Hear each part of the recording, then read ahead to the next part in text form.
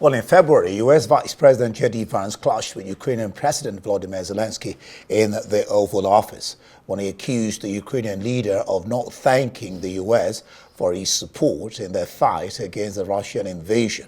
6 months later, Zelensky appeared to make efforts to avoid a similar clash happening again. Let's take a look. You should be thanking the president for trying to bring an end to this conflict. Have you said thank you once this entire meeting? No, in this entire meeting, have you said thank you? Thank you so much, Mr. President. Thank you for invitation and thank you very much for your efforts. Many thanks to your wife. Thank you so much. Thank you. Yeah, thank you. The map, thank you so much. Thank you for the map, by the way. Thanks to our partners and that you supported this format. Thanks to them and thank you very much for invitation. Well, and to discuss this in detail, let's hear from our international affairs analyst, Dr. Marek Laskiewicz. Marek, glad to have you join us. Security guarantees agreed by all. This you will call real progress? Yes, there is some progress indeed. They're working on security guarantees. The real problem is, of course, that the security guarantees have three issues. First and foremost, America's not going to be supplying troops. So what precisely is it going to be supplying? As far as one can tell, Donald Trump would really like nothing more than simply say he would come to Ukraine's support if it was attacked. It's unclear that anything else is going to emerge because please remember that it's up to Europe to buy arms for Ukraine. America's not supplying any. Number two, President Zelensky said he's working hard on these.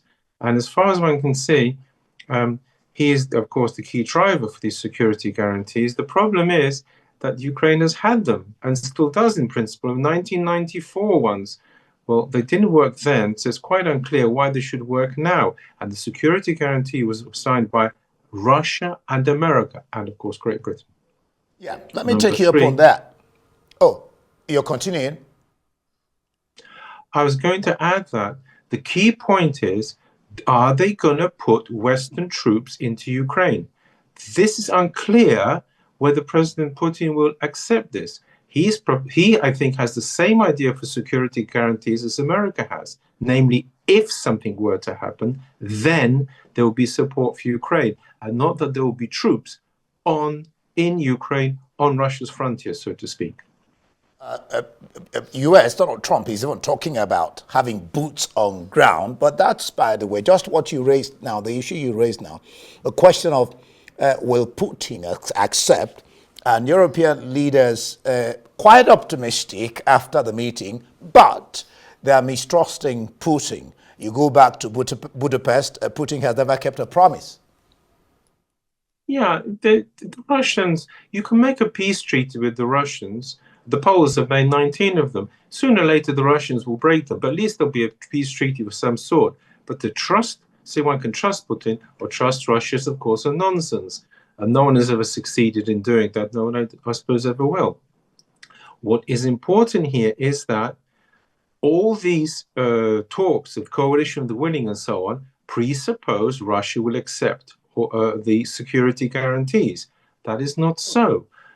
Not obvious in any case, nor, and I point out, President Donald Trump has apparently ruled out putting troops on the ground. He's talking about working with the Europeans, so it's unclear what he means.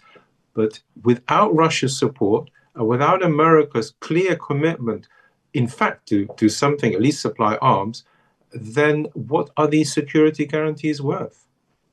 Trump is optimistic he can deter aggression against Ukraine, your sense? Yes, quite right. What he has said is that this would never have occurred had he been in office. It's unclear how he could have exactly prevented it, because there was this separatist action in eastern Ukraine, which Zelensky, when he was elected, said that he would sort out, but in the event, simply pursue the same line as before. And as Russia wanted the Russians to be part of Russia, and as the Russians in eastern Ukraine apparently also wanted to be part of Russia, it's clear it would have been very hard to prevent this war. So When he says he can stop a war, it's unclear how. He has said on television repeatedly stopped many wars, but analysts and journalists in particular around have already pointed out he hasn't actually stopped many wars, if any, really, though he has played a part, and he is very willing to do so, and he is playing a part here. This has to be emphasized. So how he's proposed to stop it, I don't know. It depends precisely on his words. But here we have another problem.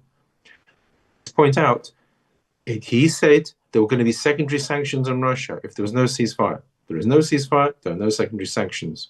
And what's more, it's unlikely that there will be any. So quite what is the bark behind the bark in Donald Trump? Is there any bite? And it's good you raised that issue of saying he could have stopped the war. How was he going to stop it? Because, I mean, Russia all of a sudden just launched the attack, and he's been tagging it Biden's war. And you also wonder, how is the war Biden's war? What do you make of Trump breaking the meeting? He had to break the meeting to call Putin for 40 minutes. You know, what do you make of that? Yeah. Well, unfortunately, it does seem to show that he's very close to Putin. I really would like an agreement with Putin, like this war over, so we get down to doing business with Russia. He is not the same way minded to deal with the Europeans and with Ukraine. Minor points, remember, please, the red carpet, the guard of honor for President Putin. President Zelensky has never got any of this, and nor have the Europeans. And so, therefore, there does appear to be kind of an apartheid here, to the extent wherein he actually went to phone Putin. The impression is he's looking for support, advice. Certainly, a strong, decisive American president would have played this completely different. He'd have discussed with the Ukrainians, then talked to Putin. So it is a kind of another worrying signal. The elephant in the room, what do you make of Trump's and Merz's, Chancellor Merz, Friedrich Merz of Germany, their statement regarding a Putin-Zelensky meeting, then a bilateral,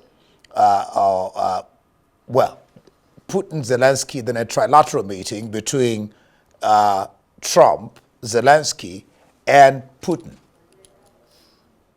Yeah, I think this is an unnecessary complication, which is quite pointless. There are some meetings which are impossible. Putin and Zelensky will never meet face-to-face without Trump. I'm almost certain of that, for a very simple reason. They've got nothing almost to say to each other without Trump pushing them. Please note, Ukraine has made no sign it's prepared to give up a square inch of Ukrainian territory, either legally or diplomatically or even de facto. It's vaguely said, other people have said they might give it up de facto, but there is a huge difference. What President Putin has done is offered some concessions, but President Zelensky has yet to offer any in concrete terms.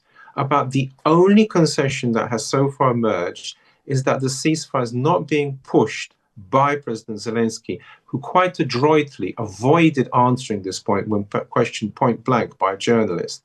And so therefore it is quite clear that some talks will occur, but almost certainly trilateral immediately. Otherwise, any bilateral meeting with Zelensky and Putin is just a waste of time. Thank you so much, Dr. Marek Laskiewicz, for letting us speak your brain again. Thank you.